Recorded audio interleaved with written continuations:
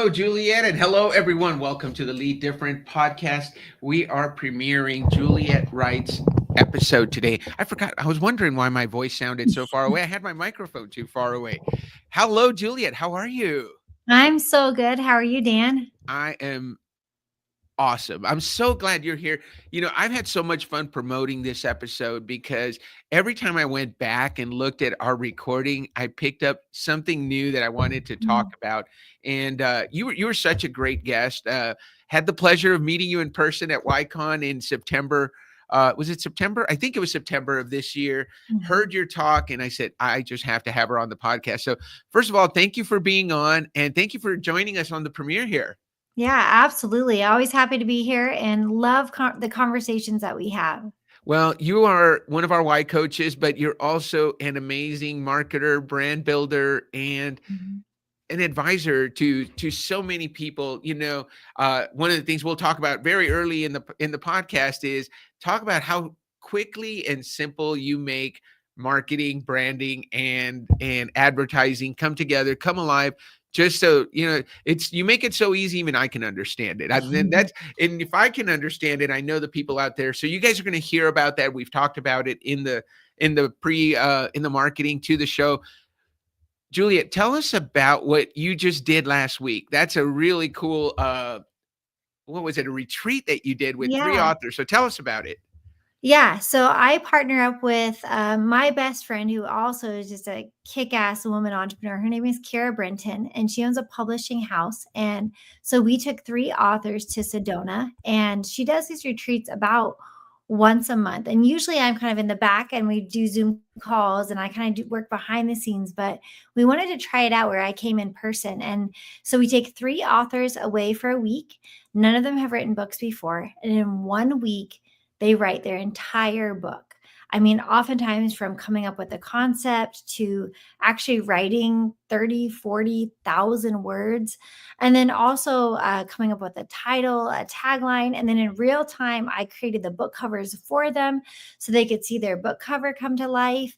And this is something that Kira's been doing once a month for about a year. But now I'm going to start joining her because yes, the book is an important piece, but then it's also the brand behind the book. And it's also figuring out how that book fits into your brand ecosystem. That's something I talk about a lot. Right. And so oftentimes as people are writing a book, there's a lot of resistance because sometimes the book does not follow perfectly in alignment with what their business is. And so oftentimes there's this doubt of like, even though this is an important message I know I want to bring to the world, it might be a legacy message, it might be a heart message. How does this play into my business, to my family, Right. to the brand that I'm building? And so I love in real time kind of having those conversations. And ultimately, these books do fit in. It's just connecting those dots. And that's what I love to do.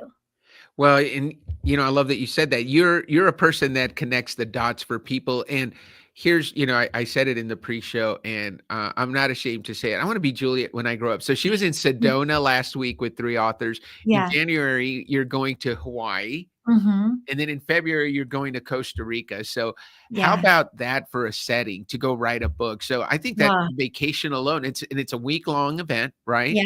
It's a week long. And yeah, it's a combination. It really is. It is getting away from a normal environment. That's part of it. But it's also, Kiera is an amazing book channeler. So she helps just bring through messages that maybe we can't put into words.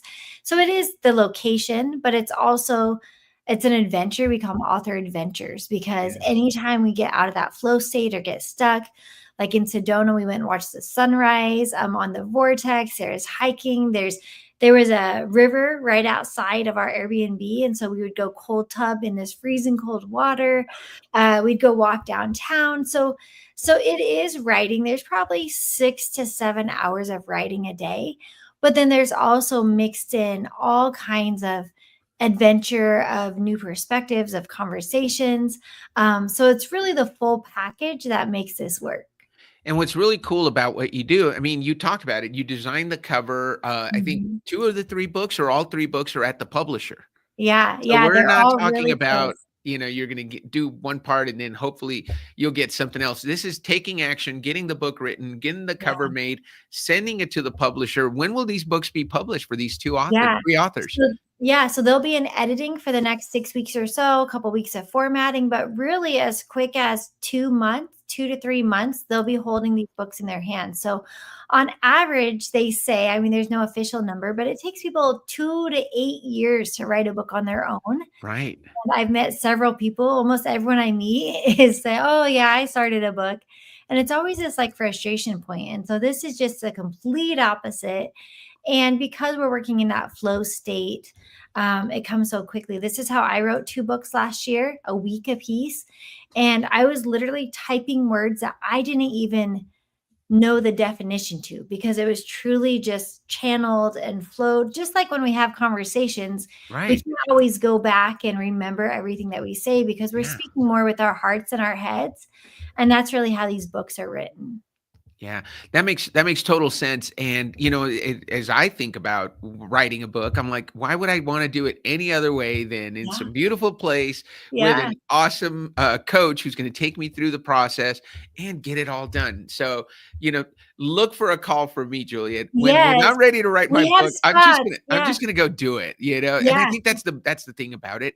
And Gary said this about you and I, right? When we were at YCon, Gary Sanchez, the founder of the Y Institute, he said, one of the things I love about Juliet is she's fearless. And she said, Dan, you're the same way. You guys are going to get along. But I think what it is, I think we both have let's just do it, because you learn from doing. You don't learn from thinking about it. You don't learn from possibly doing it. You learn from actually doing things. And you're one of those action people. So guys, get a hold of Juliet. We're going to play the podcast so that you guys can hear the amazing interview we had. We're going to talk about logs. We're going to talk about fire. We're going to talk about fuel, but we're going to talk about brand, marketing, and advertising. And you're going to hear a lot of brilliance out of Juliet. Her contact information is going to be in the show notes. So don't forget, like always, like the podcast, share it with your friends. Please subscribe either on Facebook, on LinkedIn, or on YouTube, so you can follow us. So you can see this amazing content that we have every week with people like Juliet. Juliet, anything you want to say before we start the recording and let everybody enjoy our interview? No, I think that's about it. And I think where you do need to come, Dan, is we also take groups of 15 to a private island in the British Virgin Islands. So that's coming up 3 times this next year. Also, it's actually the least expensive way to write a book because it's with a bigger group. So a group of 15 in the British Virgin Islands. Yes, we're going again in April, and you're invited. You're all invited. But I mean, where else to write a book than a private island with a private chef and everything you could ever want, and an amazing community. And as we both know, community is really what it's all about. And that's why I'm so grateful for you too. Well, Juliet, here's the other thing. I'm going to set and I'm going to hold myself accountable. I'm going to set a revenue goal, and I'm going to send it to you. When we hit that revenue goal, I'm going to call you, and then when is the British Virgin Islands? It's I believe April 20th, right around there. So it's in April, and then we also have another one in September, another one I believe in January. So 3 opportunities to go to September, BVI. January. Yeah. Perfect. And here's the other cool thing that I'll tell everybody. Juliet's not hard to get a hold of. Find her on LinkedIn, Juliet Wright. And if you go to her website, there's a place where you can find a time to book a time with her. She's very generous with meeting with people and getting those strategy sessions, so that so you can see if this is a fit for you. So without any further ado, Juliet, let's play the podcast, and we'll see you guys in the background. You got any questions, any comments? We'll see them. I see that we've got some people that are listening live. So if you're on LinkedIn, YouTube, or on Facebook, send us a comment. Tell us where you're listening from so we know where you are, and we'll respond in the background. Have a great day, everyone, and thanks for listening and tuning into the Lead Different podcast. Thank you, Juliet. Thank you. Different, the podcast that redefines leadership and challenges the status quo. Hosted by Daniel Dominguez, founder and CEO of Why Not Leadership. This show is your compass to becoming a better leader through the power of self-awareness. Good leaders foster teams that are engaged, empowered, and energized. Join us on this transformative journey as we equip you with the tools and insights to lead different. Get ready to challenge the ordinary and embrace self-aware leadership. This is Lead Different. Subscribe now. Discover a new era of leadership. Lead different, because great leaders change the world. Hello, everyone, and welcome to the Lead Different podcast. I'm excited to introduce you to my guest today, Juliet Wright. She's the founder, director of brand development and the creative director at Tally Creative. She is a creative brand stylist and visionary entrepreneur who is passionate about crafting compelling narratives that elevate personal and business brands. With a focus on strong identity and deep connection, she helps authors, speakers, and founders build captivating brands that not only stand out, but also resonate with their audience. Her goal is to create unique experiences that engage, inspire, and amplify a brand's impact in the marketplace, making each client's unique story unforgettable. Her journey started in 2003 as a corporate photographer, traveling the world in search of the magic moments that make brands come alive. The global perspective that she acquired has shaped her ability to transform not just brands, but the way they're perceived, experienced, and remembered. So without further ado, let me introduce you all to Juliet Wright. How are you, Juliet? I'm so good. Thank you for having me here today. I'm so glad you are here, Juliet. You know, we met at the Y conference in September. Can you believe it's been almost a month already? And you gave such a dynamic, incredible presentation. You took something that could be really scary and really complex, and you helped everybody in the room, especially me, just kind of say, now I get it. So you have such a tremendous way of explaining things in a great way. You're a fabulous presenter. If anybody's listening is looking for a keynote speaker, let me tell you, this is someone you want to have to talk about brand, and who doesn't need an update on their brand. I especially love, Juliet, the way you started your talk. And I don't know if this is something you do all the time, but I thought it was such a genius idea that I have figured out a way to incorporate it into my talks on leadership. But do you want to do it? Do you just kind of look at our audience and do what you did to us? Because I thought it was genius. I'm going to put you on solo and let people experience this. Yeah. So I feel like in this world, branding, marketing, and advertising often is kind of this jumbled mess. Branding, marketing, advertising, oftentimes they share a budget line or maybe a position within the company, and no one is ever really clear on the order that they should be done in or what falls in what. It seems like it's a confusion that's industry-wide, not just for a specific industry, but just nationwide. No one quite knows how those three work together. And so I feel like I've kind of cracked the code and love to share that in the most simple way. So the way I like to describe branding, marketing, and advertising is a campfire. So if you can picture a campfire, and there's three elements. So first, the most important thing when you're starting a campfire is the foundation. It's the logs and the kindling, the base. And anyone who's a little bit of a pyromaniac knows that base is so important. And so for me, that base is your brand. The big logs symbolize things like maybe your name, your logo, your website, some of those bigger pieces that we think of, often visual when we think of a brand. But brands are really made up of hundreds of elements. So if you kind of think of all the little twigs, the kindling, the leaves, maybe the newspaper that you use to build that foundation, everything from if you show up early or late, what kind of pen you use when you take notes, what you wear when you walk on stage, the type of handshake you give, what your office looks like, the temperature that you keep your meetings. These are all part of your brand that are ultimately the foundation and should be done with intention. Then I say next, once your brand is solid, that's when it's time to move on to the marketing. The marketing is living and breathing. For me, it's that fire on the campfire. So the easiest way I like to describe marketing is it's simply answering the questions before they've been asked. So if you're looking for a solid marketing strategy, one thing you can do is you can list out the 100 most frequently asked questions that your company would get and all you have to do is answer them. And once you get to number 100, you simply just start again because you have a new audience. And even people who heard the answer the first time are probably ready to hear it again. So marketing, again, like that flame, is living, breathing, it's ongoing. I always think of advertising as the third step. Advertising is simply amplifying what's already happening. So because you have that solid base, because you have your fire burning, by putting some advertising or some lighter fluid on top, you're simply amplifying what already is. So advertising can be anything from Google ads to handing out flyers to paying for a trade show booth. All of those pieces of advertising are amplifying what's already happening, the message you're already putting out in the world.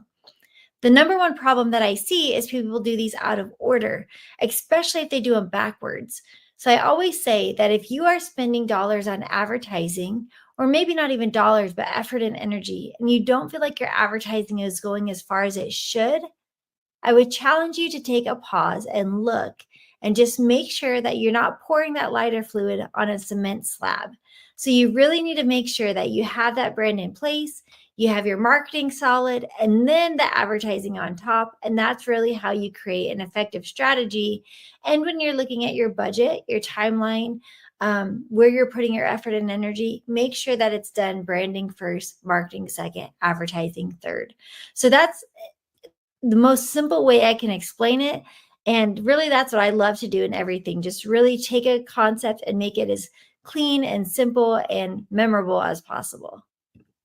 I love that you brought up the simplicity of it, Juliet, because I think, one of the things that I've learned, and you and I share a couple of, let's talk about your YOS. We share a couple of our, in our Y operating system, we share a couple of categories. You have make sense and challenge. Your YOS, better way, make sense and challenge. So in everything you do, you're always looking for ways to make it better. And that's obvious in the approach you take to how you help people build brands, the books you've written. You're constantly looking for a better way and then sharing it with others. How you do that is by making sense of the complex and challenging. So you help people make sense, like you just did about marketing, advertising, and branding. You helped us make sense of it very quickly. You can make sense of it quickly. And then you've shared it with us because it's a better way of doing it. And then ultimately what you do, what you deliver is something that's out of the box and different because your what is challenge. So when I look at that and I look at the fact that I'm contribute, challenge, and make sense, we both kind of tend to look at things outside the box. We both tend to solve problems quickly. And that's probably why we had such a great initial connection. And now as I look at everything you've done, is I read your book, which is amazing. Coming in hot, by the way. We'll put it in the show notes. We'll put a link to it. If you want to get a copy of it, get a chance to dig deep into everything that Juliet just kind of gave us in a synopsis, but learn more about how you can implement that. It's called Coming in Hot by Juliet Wright, and you can find it on Amazon, right? Yeah. And that book I kept it really simple. It's only about 95 pages. I wanted a book that you could read in one flight or, a couple hours sitting at your desk. So it's a very short book, and the chapters each have a story to really drive home the message. And then at the end of each chapter, there's a couple questions to go through. So if you do want to build your brand on your own, then I'm fully an open source type of gal, and I want to help you. So it's actually been picked up by the University of Nebraska's Engler Entrepreneur Program and other programs. It's a great book that offices have gone through together just so that you can use the same language when it comes to their branding, their marketing, and their advertising. So yes, it's meant to be a very quick, easy read that hopefully sparks some conversations and some change. Well, and it will, Juliet, because it's done it for me. My team we're all trying to do everything we can in as simple way as possible, given our size and what we're trying to do, to implement some of those great lessons that you share in the book. The other thing I was going to talk about is this was a really genius thing you did. I don't know how many of you are keynoters, but you're looking for a way to wake up your audience. One of the things Juliet did, it was so fun. She got up and she said, oh, by the way, I knew who was going to be here, and I asked for some information about some of you. And I did a review, and I think you called it an audit of some of your websites. And so rather than tell you about what I do, I'm going to show you. And what was really cool that you did is you could tell everybody in the room, like, maybe some people were like, yes, pull up my website. But one of the things you said, if you had any hesitation at all, you were saying, please don't pull up mine because my picture's old. There are dead links. My website's not optimized.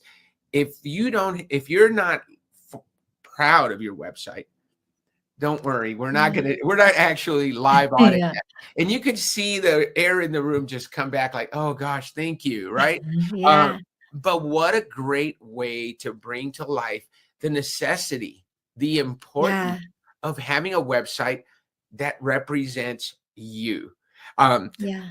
how did you come up with that great opening? And I think it's amazing. And tell us what the purpose of it is, and Right. we all know, and then how wonderfully it led to everybody being so open to your talk. Thank you. Yeah, that's the second time I've done that in a keynote. And it's funny because the one that I did the first time was almost a year ago. And I still have people come up to me and say, oh my gosh, I could have just strangled you when I thought that was my website. I was so nervous. And the goal with the exercise, as I have a spinning wheel spinning and people really think that there's a chance that their website could come up, what I'm trying to capture is how you feel. Because oftentimes with our head, we can say, well, I don't have money for the new website, or this is good enough, and oftentimes we can justify things in our head. But I always like to remind people that yes, your brand is for the outside world. It is for potential clients. It is for joint ventures and other partnerships, but also your brand is for you. It's how you feel.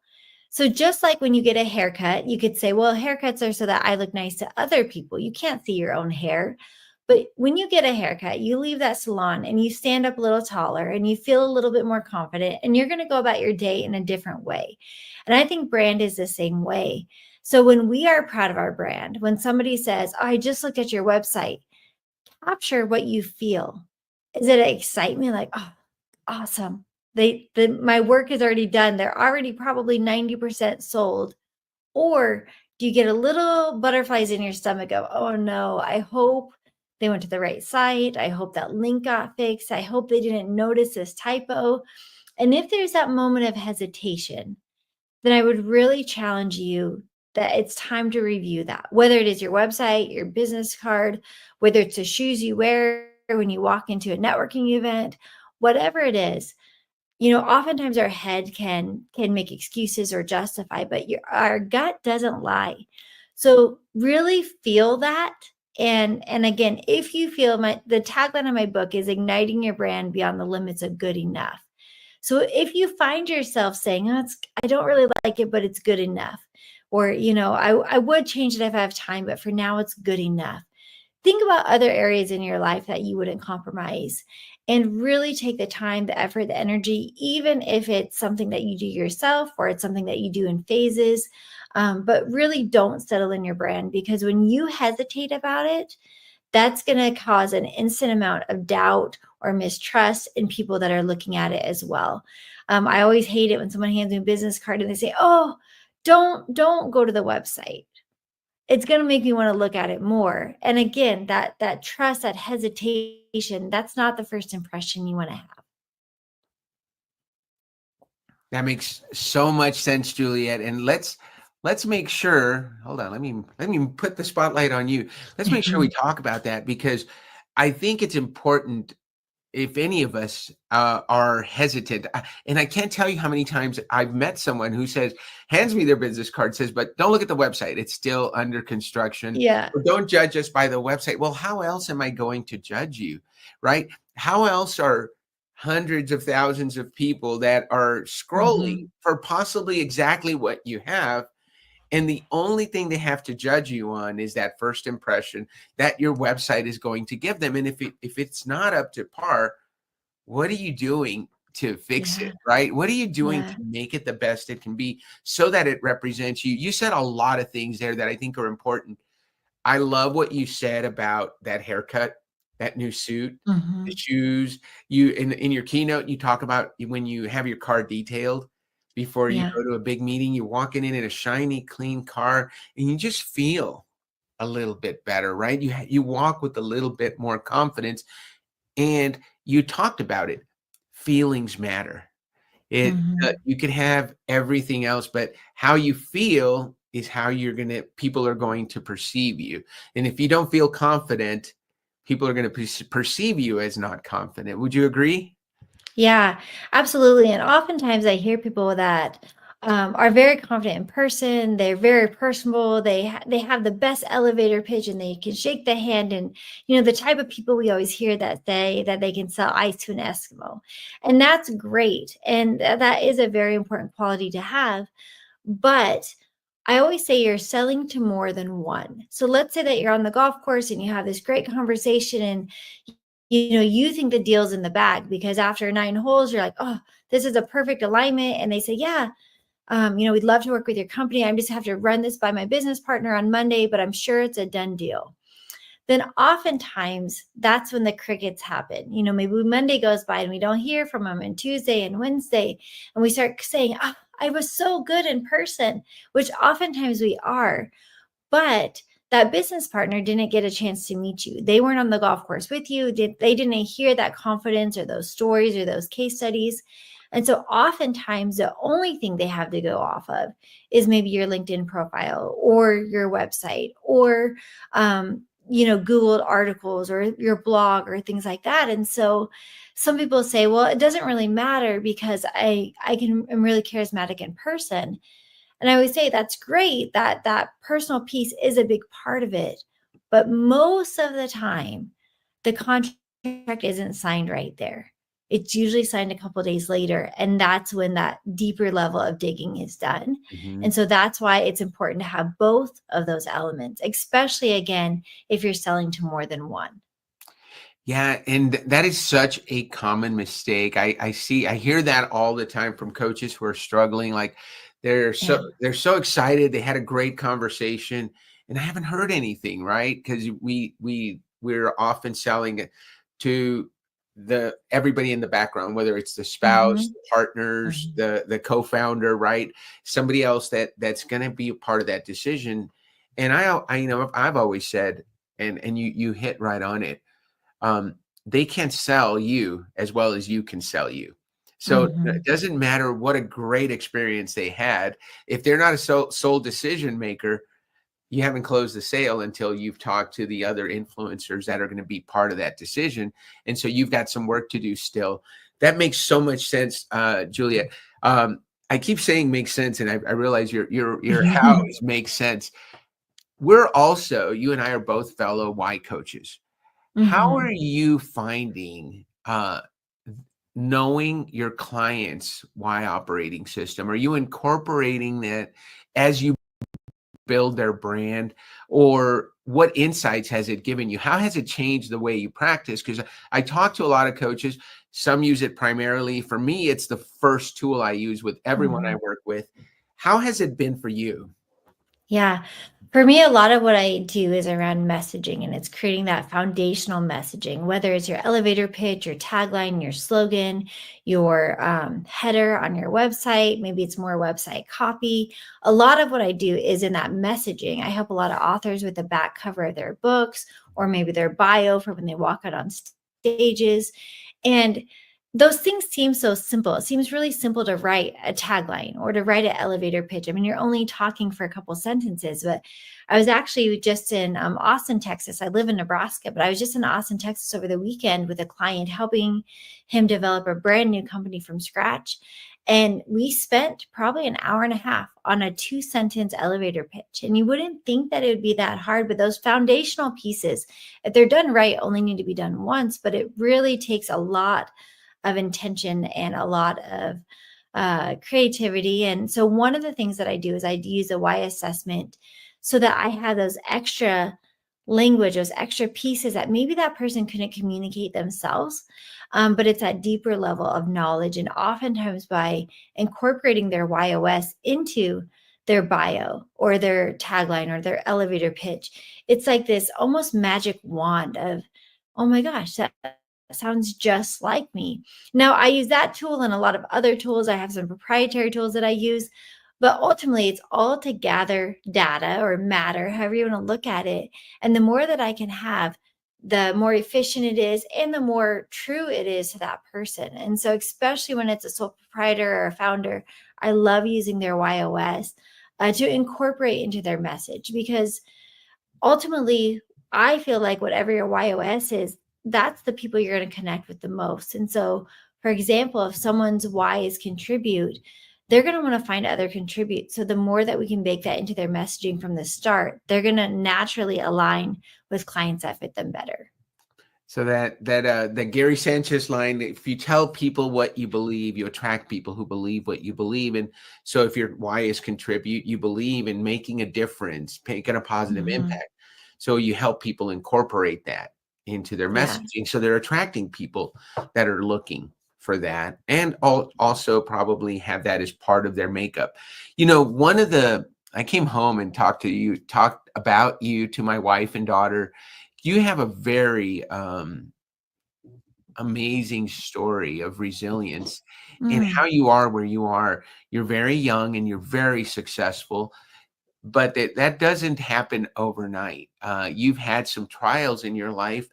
Tell us about how you were able to overcome. Give us a little bit of background, whatever you feel comfortable sharing, in terms of you're becoming a very young mom and being, in a place that maybe wasn't so good. How did you get out of that? And how did you become this incredibly confident alpha female that just helps men, women, and companies succeed through that powerful voice and personality and strength that you bring to the table? Thank you. Yeah, just a little bit about my story. I actually moved out from my parents at 15, lost a parent at 17, really was married young and had my first daughter at 20. I actually had all 4 of my kids by the time I was 25, 4 and 5 years. And always was very hardworking, very driven. I ran my photography business while I was raising my kids. I always stayed home with them. And for 8 years, I shot weddings every weekend. And so I was still able to make a 6-figure income while staying at home with 4 kids. And I think that better way was like, I always knew there was a solution. I always knew that if I thought outside the box, that little bit of a challenge of mine, that I could figure out a way. And it may not look like the traditional way, but that was okay. And then 10 years ago, I actually left that marriage with my 4 kids, clothes on our backs. We had $3.74. We left in a moment and had to start completely over. At this time, I was also caring for my mom with stage 4 cancer, homeschooling children at this time, moving a lot, along with a few years of protection orders and victims advocates and a custody battle and just all of it. But I think that through it all, I knew I could do it. I had confidence that I could, if I was willing to think outside the box, put my nose down, I could solve problems. I've always been a problem solver, and anything I look at, that's how I look at it. I look at it as this is just another problem and there is a solution.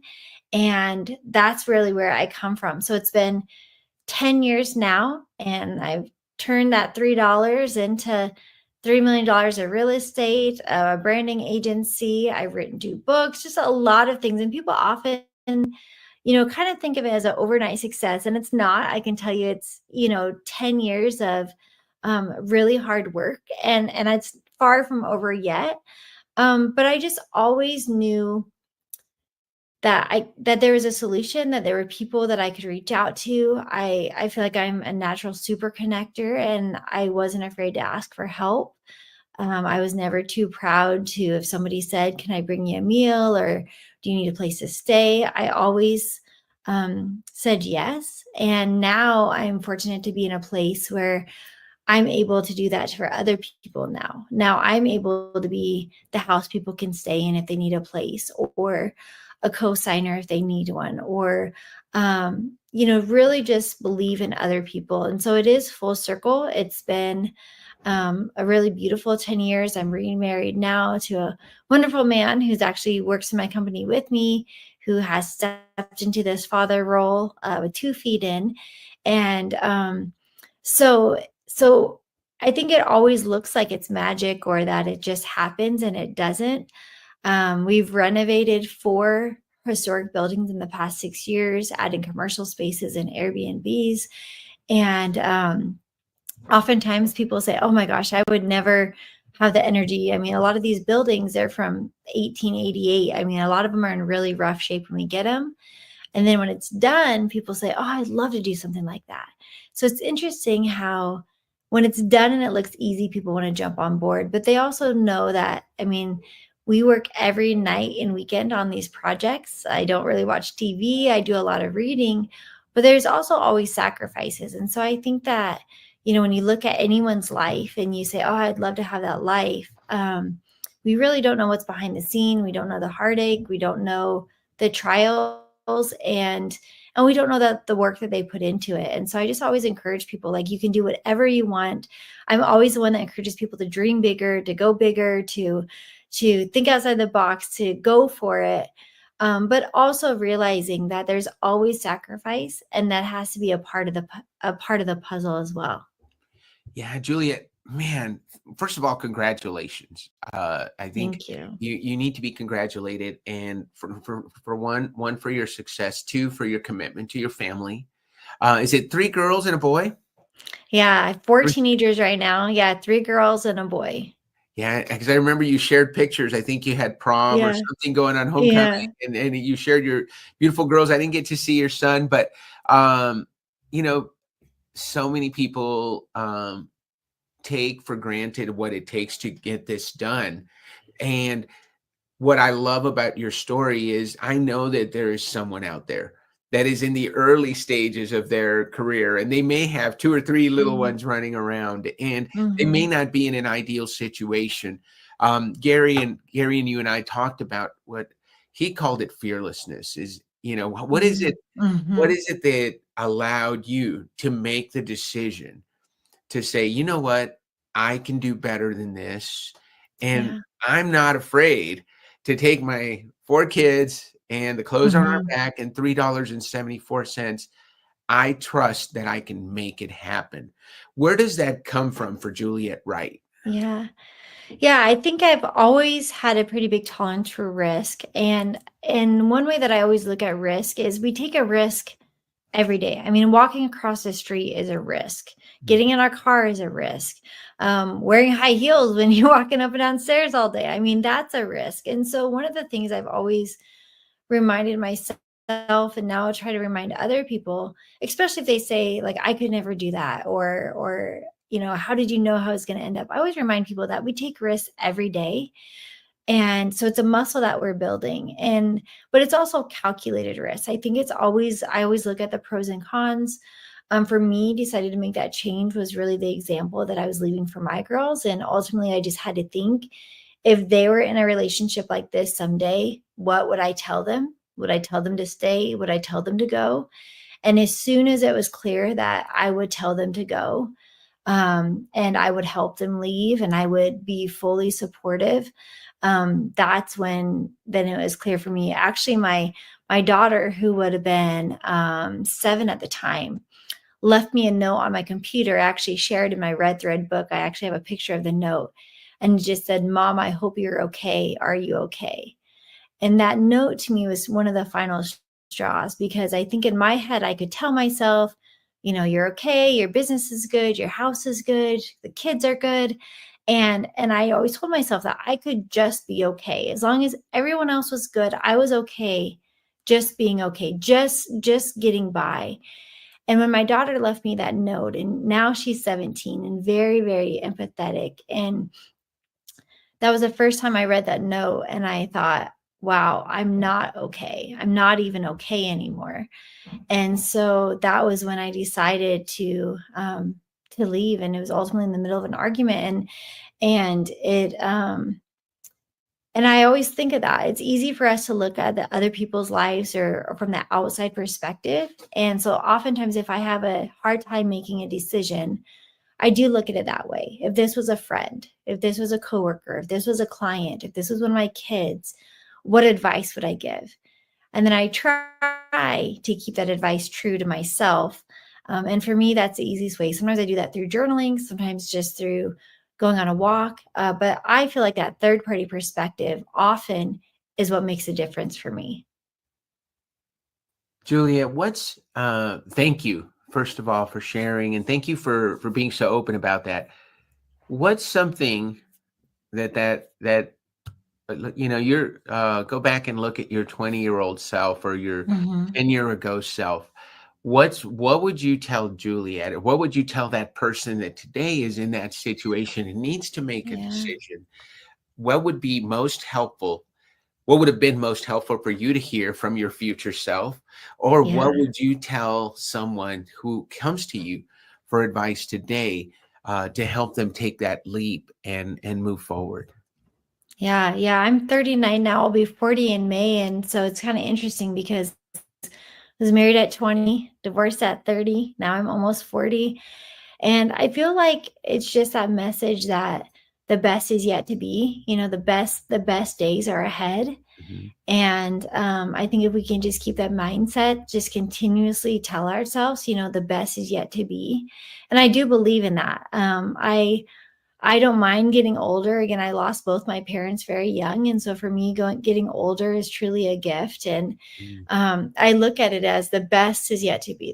The best days are ahead, and not saying there's not going to be some dark days in the middle, but if we really have that mindset that there is a light at the end of the tunnel, I think that's what gets me up. The other line I always like to say is that God made days 24 hours for a reason. So even on the hardest days, even on a day that's been really hard, just reminding myself that it's only 24 hours. Tomorrow's a new day. Tomorrow's a new start, and I'm really grateful for that, because there are some days that I think if the day would have been even 25 hours or 26 hours, I probably would have had a really hard time. But I feel like God knew what he was doing, and that 24 hours oftentimes is all that we can handle. And Yeah. so just keeping that perspective. Love that. Thank you so much, Juliet. Let me ask you this question. We talked a little bit in the pre-show about what you've got going on. And you Yeah. mentioned in 2025, you're going to actually do some retreats with Yeah. authors. And what's exciting to me as a new founder, is with a new company, we all have a story inside of us that we want to tell. Mhm. I've been a part of a cooperative book, so I've written a chapter for a book, but I know I have a book inside of me. And I know there are others Mhm. out there that think, hey, I know I have a book inside of me. And you help people, what you're talking about at these retreats in 2025, and they're at a fun place. Yeah. Gonna hold 3 of them. Sounds like a fabulous opportunity for somebody who's ready to just take that next step. Yeah. They've checked off a few boxes, and they said, you know what, the next thing I need to do is be a published author. So tell us Yeah. about that amazing project you've got going on in 2025. Yeah, so this is a joint venture that I do with my best friend. Her name is Kira Brenton, and she has a website called kirabrenton.com, and her publishing house is called Joan of Arc Publishing. And she's who I published my books through. And now my branding agency does the book covers, the formatting, the audiobooks for her authors. And so it's been a beautiful way. She really she's an incredible person to help you write books. She helped me write both my books in 5 days. That's really her specialty. And so I just got back from the British Virgin Islands on a private island that she rented, and she really helps with writing the books. And then I help a lot with the branding and the marketing, because oftentimes authors are also coaches or speakers or entrepreneurs. And so I love, once a book is done or once someone kind of commits to being an author, helping them build those, I call them a parallel brand or it's a parallel brand businesses that they're doing, just like railroad tracks. It's like you may have your speaking brand and your author brand and your consulting brand and your business brand all going together at the same time. And so those kind of brands can be complex, because it's hard, just like having multiple kids or multiple businesses, to try to split it, especially when you have big things coming up like a book launch or a trade show or a big keynote. And so we have partnered together really well over these past couple of years. And we just did a retreat. I just got back a couple of weeks ago, And it went so well. We helped 16 authors write books in 5 days. And we said, we got to do this again. So we already have 3, if not 4 dates on the calendar for this next year in April, June, and September. So far, those dates are locked in.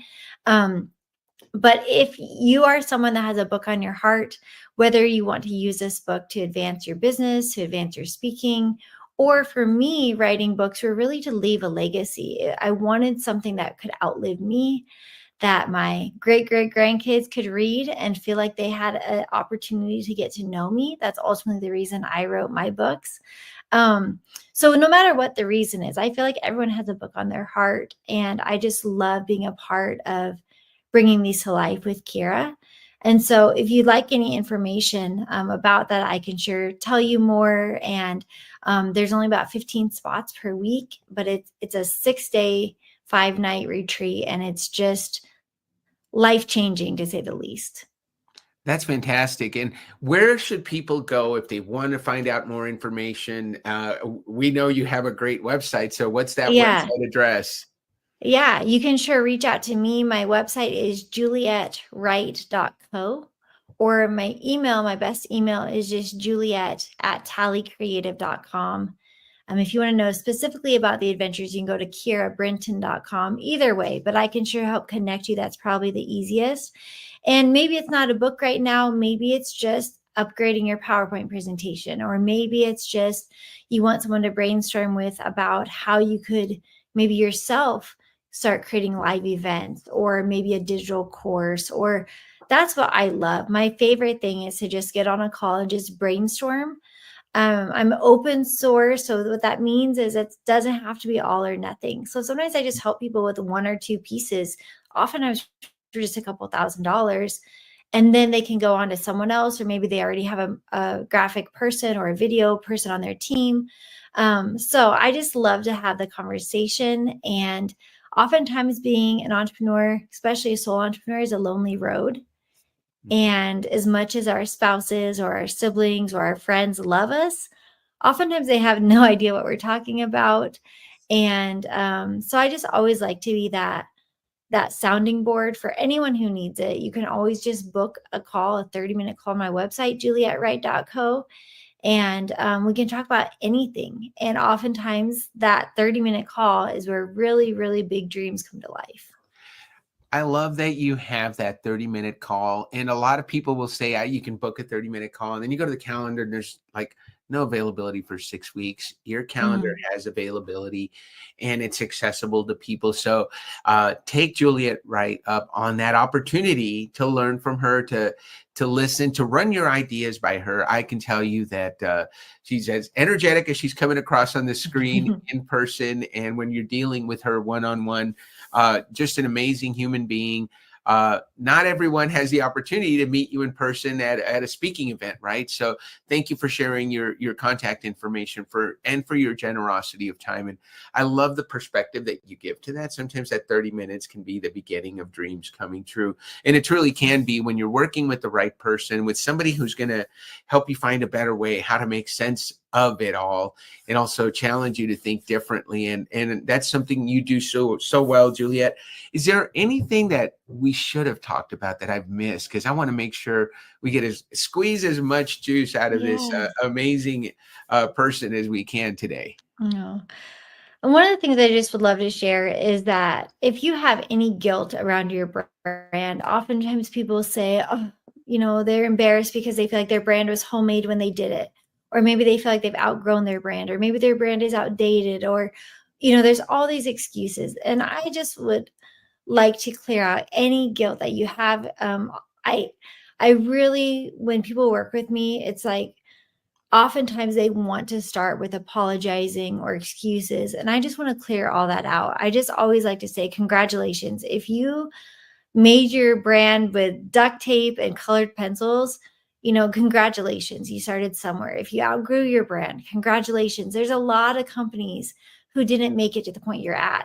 Right. Most companies fail within those first 5 years. And so now if you're at year 8 and you feel like you've outgrown your brand, congratulations. This is all really good things. I don't feel that shame and growth can live in the same sandbox. And so it's like we really have to clear any of that shame out So again, while you don't want to settle for a brand that you always say was just good enough, we're trying to move past that. But once you decide to take that step and you decide to move forward, I would really encourage you to pat yourself on the back, to be proud of yourself, to not play the compare game, and just truly move forward to what's next with confidence, because that's what it's going to take. And that confidence that you have is going to be carried through to everyone who meets you.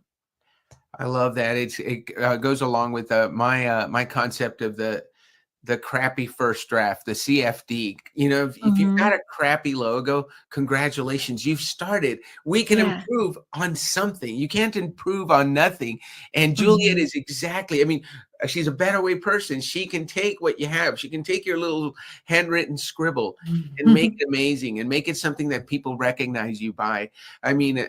Folks that listen to the podcast, they know that I've been wearing this black shirt for a long time, but she re-emphasized for me, hey, what are your colors? Wear them, wear your colors. So we share colors, red and black. And I wear red and black almost every day because that's part of my brand. And you've taught me that. You've taught me so much in the conversations that we had at YCon in Albuquerque, New Mexico, and even in the pre-show today, and of course sharing your wisdom with our audience has been amazing, Juliet.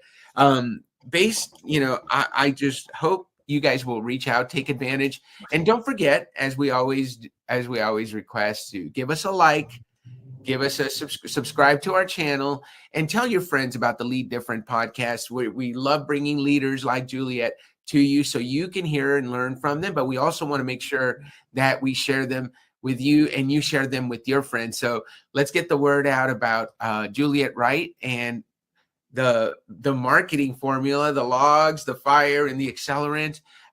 Coming in hot is her first book. Her second book is Red Thread. Let's make sure we let people know about it. And don't forget to join us next week on the Lead Different podcast. Juliet, what do you say we end the show on that note? Why not? Thank you so much for being here, Juliet. And we look forward to premiering your episode and sharing it with your audience and with our audience so we can help more people create amazing brands that energize and, oh my gosh, that are amazing the way you've done already with so many people. Have a great rest of your week, everyone. And thank you, Juliet, for being on the show. Thank you.